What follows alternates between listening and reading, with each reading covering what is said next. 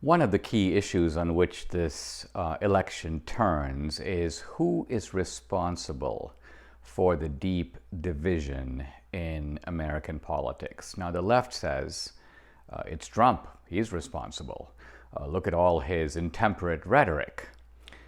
But I think that Trump is not the cause of the division. It caused him. He's a response to it. Biden and the left are sowing the seeds of division. Now, Biden denies this. He insists that he's a force of unity and that he will bring America together. And I don't look at this in terms of the way he does.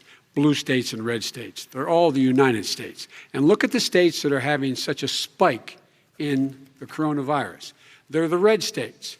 But this ignores the deeper cause of these divisions. And I would put it this way. When Reagan ran for president in 1980, he said he was running on 5 principles, 5 themes. If we look to the answer as to why for so many years we achieved so much, prospered as no other people on earth, it was because here in this land we unleashed the energy and individual genius of man to a greater extent than has ever been done before. Freedom and the dignity of the individual have been more available and assured here than in any other place on earth. The price for this freedom at times has been high, but we have never been unwilling to pay that price.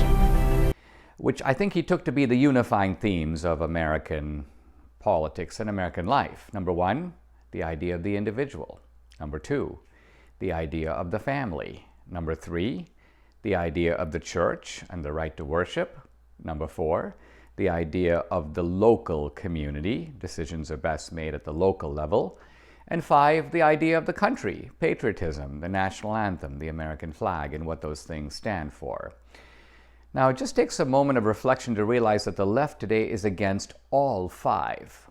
They're against the individual. They think that the idea of individual initiative, climbing up the ladder, pulling yourself up by your bootstraps, this is somehow an illusion. This is something that we've got to get rid of. The individual should be at the mercy of the state. Number 2, the family. They don't like the nuclear family. It's too patriarchal. If you look at Hollywood movies, it's the parents are always the dumb ones. The patriarchal father is always the true idiot and fool. And a lot of the attempts to redefine the family. Number 3, they don't like the church. They're willing to impose restrictions on church worship that they won't impose on, say, Black Lives Matter protests. They want to pull down crosses and they want to knock over Jesus monuments and the monuments to the Catholic saint who built the missions in California and so on. Number 4, they don't like the idea of local self-government. They want to move things to the centralized state.